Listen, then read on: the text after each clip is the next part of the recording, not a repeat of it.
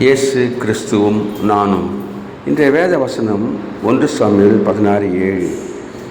மனுஷன் முகத்தை பார்ப்பான், கர்த்தர் இருதயத்தை பார்க்கிறார்.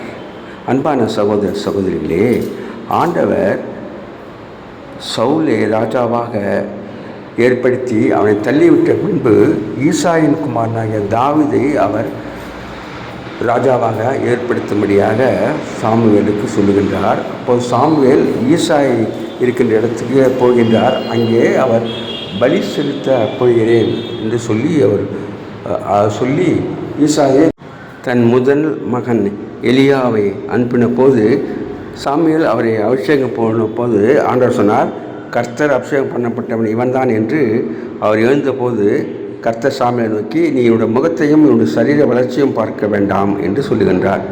அதில் கூட 7 பேரை சாமுவேலுக்கு முன்பாக அனுப்புகின்றார். 7 பேரில் ஒருவரையும் ஆண்டவர் தெரிந்து கொள்ளவில்லை என்று சொல்லப்பட்டிருக்கிறது. கடைசியாக தாவீதை ஆள் அனுப்பி வர சொன்ன போது தாவீது வந்தபோது அவன் சவுலுக்கு முன்பாக அபிஷேகம் பண்ணினான். Have a blessed day. God bless you.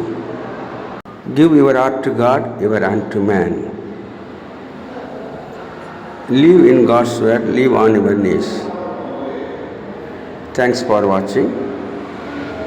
Like, share, subscribe.